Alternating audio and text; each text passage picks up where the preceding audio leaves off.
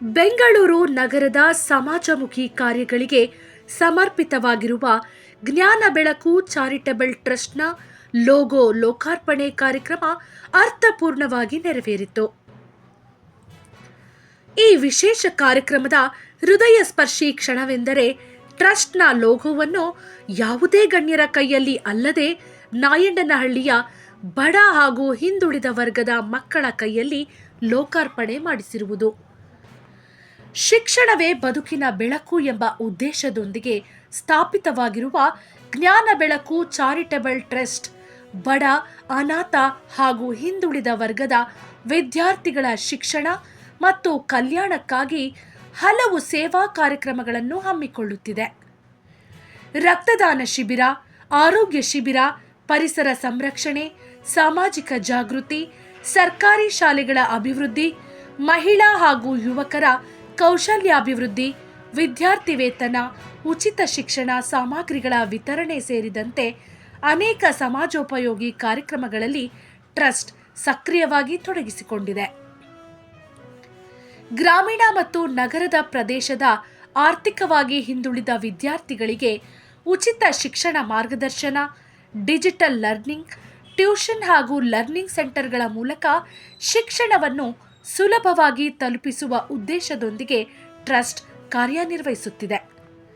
ಅಂಗವಿಕಲರು ಹಾಗೂ ವಿಶೇಷ ಅಗತ್ಯವಿರುವ ವ್ಯಕ್ತಿಗಳಿಗೆ ಅಗತ್ಯವಿರುವ ಸಹಾಯಕ ಸಾಧನಗಳು, ಆರೋಗ್ಯ ಸೇವೆಗಳು ಹಾಗೂ ಮಾನವೀಯ ನೆರವು ಒದಗಿಸುವುದು ಟ್ರಸ್ಟ್ನ ಪ್ರಮುಖ ಉದ್ದೇಶವಾಗಿದೆ.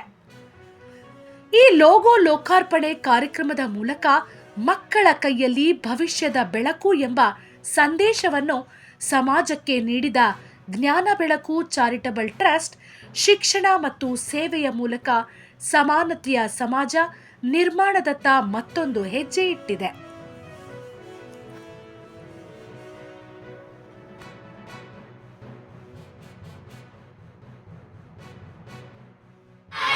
ಜ್ಞಾನ ಬೆಳಕು ಟ್ರಸ್ಟಿಗೆ ಜ್ಞಾನ ಬೆಳಕು ಟ್ರಸ್ಟಿಗೆ ಟ್ರಸ್ಟಿಗೆ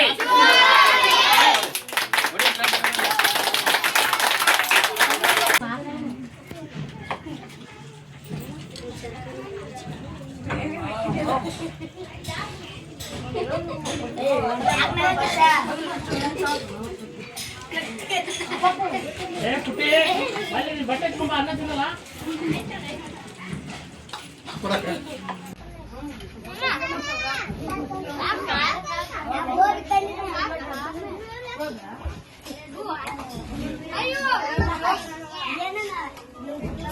ಮತ್ತೆ ಇದಾದ್ಮೇಲೆ ದೊಡ್ಡ ಹುಡುಗಿ ಆದ್ಮೇಲೆ ಅವರು ನೀಟಾಗಿ ಕಸ ಗುಡಿಸ್ಬಿಟ್ಟು ಎಲ್ಲ ಕ್ಲೀನ್ ಮಾಡ್ಬೇಕು. ಎಲ್ಲ ಮನೆಗೆ ಹೋಗೋದಲ್ಲ. ಯಾರು ಮಾಡ್ತೀರಾ? ಕ್ಲೀನ್ ಮಾಡ್ತೀರಾ? Very good. ಎಲ್ಲರಿಗೂ ನಮಸ್ಕಾರ.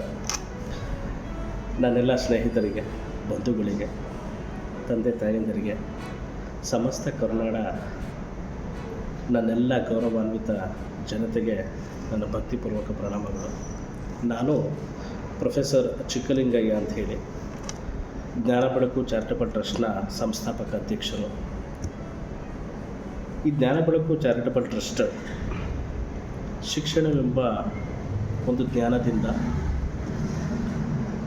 ಸಮಾಜ ಸೇವೆ ನಮ್ಮ ಧ್ಯೇಯ.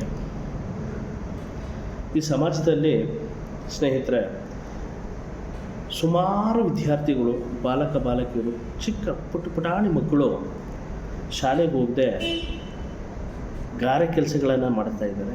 ಇವತ್ತಿಗೂ ಕೂಡ ಬಟ್ಟೆ ಅಂಗಡಿಗಳಲ್ಲಿ ಕೆಲಸ ಮಾಡ್ತಾ ಇದ್ದಾರೆ, ಕಸ ಗುಡಿಸುವಂಥ ಕೆಲಸ ಮಾಡ್ತಾ ಇದ್ದಾರೆ. ಆ ಮಹನೀಯರು ಅಂಥ ಮಕ್ಕಳನ್ನು, ಚಿಕ್ಕ ಪುಟಾಣಿ ಓದಬೇಕಾದಂಥ ವಯಸ್ಸಿನಲ್ಲಿರುವಂಥ ಮಕ್ಕಳನ್ನು ತುಂಬ ಹೀನಾಯವಾಗಿ ನೋಡ್ಕೊಳ್ತಾ ಇದ್ದಾರೆ. ತರಕಾರಿ ಮಾರ್ಕೆಟ್ಗಳಲ್ಲಿ, ಬುಕ್ಸ್ ಅಂಗಡಿಗಳಲ್ಲಿ ದೊಡ್ಡ ದೊಡ್ಡ ಬುಕ್ಸ್ಗಳನ್ನು ಹೊತ್ತು ತರುವಂಥ ಒಂದು ಕೆಲಸನ ಇವತ್ತಿನ ದಿನ ನಮ್ಮ ಕರ್ನಾಟಕದ ಬಡ ಮಕ್ಕಳು ಇವತ್ತಿನ ದಿನ ಆ ಒಂದು ಕೆಲಸವನ್ನು ಮಾಡ್ತಾಯಿದ್ದಾರೆ. ಮುಂದೆ ಅವರ ಒಂದು ಜೀವನದ ಭವಿಷ್ಯ ಏನು? ಈ ವಿದ್ಯಾರ್ಥಿಗಳ ಪರಿಪೂರ್ಣವಾದ ಶಿಕ್ಷಣ ಸಿಗದೇ ಇದ್ದರೆ ಅವರಿಗೆ ಏನಾಗುತ್ತೆ? ಮುಂದೆ ಸಿಗದೇ ಇದ್ದರೆ ನಾಳೆ ದಿನ ಕಳ್ಳತನ, ದರೋಡೆ, ಕೊಲೆ, ಸುಲಿಗೆ ಮುಂದೊಂದು ದಿನಗಳಲ್ಲಿ ಶಿಕ್ಷಣ ಇಲ್ಲ ಅಂತ ಅಂದರೆ ಅವ್ರಿಗೆಲ್ಲೂ ಕೆಲಸ ಸಿಗಲ್ಲ. ಕೆಲಸ ಸಿಗಲ್ಲ ಅಂದರೆ ಏನು ಮಾಡಬೇಕು ಅವರು? ಕೊಲೆ ಮಾಡಬೇಕು, ಕಳ್ಳತನ ಮಾಡಬೇಕು, ದೊರಡೆ ಮಾಡಬೇಕು. ಇಂಥ ಒಂದು ಕೆಲಸ ಕಾರ್ಯಗಳಿಗೆ ಬುನಾದಿಯಾಗಿ ಅವರೇ ನಿಂತ್ಕೊಳ್ತಾರೆ. ನಾವೆಲ್ಲರೂ ಕೂಡ ಅವರಿಗೆ ಆ ಒಂದು ಸ್ಥಾನಕ್ಕೆ ಕಳಿಸದೆ ಅವರ ಒಂದು ಶಿಕ್ಷಣಕ್ಕೆ ಒತ್ತು ನೀಡಿ ಅವ್ರಿಗೆ ಒಂದು ಸಹಾಯ ಹಸ್ತವನ್ನು ನೀಡಬೇಕು ಅಂತ ಹೇಳಿ ನಮ್ಮ ಈ ಒಂದು ಚಾರಿಟಬಲ್ ಟ್ರಸ್ಟು ಮುಂದೆ ಬಂದಿದೆ. ಯಾರ್ಯಾರು ಶಿಕ್ಷಣವನ್ನು ಪಡ್ಕೊಳ್ಳದೆ ವಂಚಿತರಾಗಿರ್ತಾರೆ, ಯಾಕೆ ಅಂದರೆ ಶಿಕ್ಷಣ ಎಲ್ಲರನ್ನು ತಲೆ ಎತ್ತುವಂತೆ ಮಾಡುತ್ತೆ. ಶಿಕ್ಷಣ ನಮಗೆ ಸಮಾಜದಲ್ಲಿ ಒಳ್ಳೆಯ ಗೌರವವನ್ನು ಸಿಗುವಂತೆ ಮಾಡುತ್ತೆ, ಒಳ್ಳೆಯ ಸ್ಥಾನಮಾನ ಸಿಗುವಂತೆ ಮಾಡುತ್ತೆ, ನಮಗೊಂದು ಕೆಲಸ ಕೊಡುತ್ತೆ. ಶಿಕ್ಷಣ ಇದ್ದರೆ ಕೆಲಸ, ಉತ್ತಮವಾದಂಥ ಜೀವನವನ್ನು ನಡೆಸ್ಬೋದು. ಆ ಉತ್ತಮವಾದ ಜೀವನ ನಡೆಸೋದಕ್ಕೆ ಮೂಲ ಕಾರಣ ಶಿಕ್ಷಣ. ಶಿಕ್ಷಣದಿಂದ ಏನನ್ನು ಬೇಕಾದರೂ ಕೂಡ ಸಾಧನೆ ಮಾಡ್ಬೋದು. ಏನನ್ನು ಬೇಕಾದರೂ ಪ್ರಪಂಚದಲ್ಲಿ ಶಿಕ್ಷಣ ಒಂದಿದ್ದರೆ ಪ್ರಪಂಚದಲ್ಲಿ ಅವನ ರಾಜ, ಆ ಥರ ಬದುಕ್ಬೋದು. ರಾಜ ರಾಣಿಯರ ಥರ ನಮ್ಮ ಯುವಕ ಯುವತಿಯರು ಬಾಳಿ ತೋರಿಸ್ಬೋದು. ಇವತ್ತು ಅವ್ರಿಗೆ ಒಂದು ಶಿಕ್ಷಣ ಸಿಗ್ತಾಯಿಲ್ಲ. ಆ ಒಂದು ಶಿಕ್ಷಣ ಕೊಡಿಸೋವಂಥ ಒಂದು ಕೆಲಸ ನಮ್ಮ ಟ್ರಸ್ಟ್ ವತಿಯಿಂದ ನಾವು ಮಾಡ್ತಾಯಿದ್ದೀವಿ. ಅವ್ರಿಗೆ ಏನು ಮೂಲಭೂತ ಸೌಕರ್ಯಗಳಿರಲ್ಲ, ಬಟ್ಟೆ ಇರಲ್ಲ, ಬುಕ್ಸ್ ಇರಲ್ಲ.